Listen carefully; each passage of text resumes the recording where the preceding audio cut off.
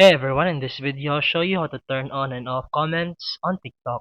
Let's get started. First, launch a TikTok app and log in if needed. Then tap the profile icon at the bottom right corner. And after that, open the post where you want to change comment settings. Then, tap on the three dots found the right side of the video. So and after that, go to privacy settings and tap privacy settings. And here you'll see the comments options. To turn on and or off comments, choose everyone, followers, or no one depending on your preference. If you want to disable comments entirely, select no one.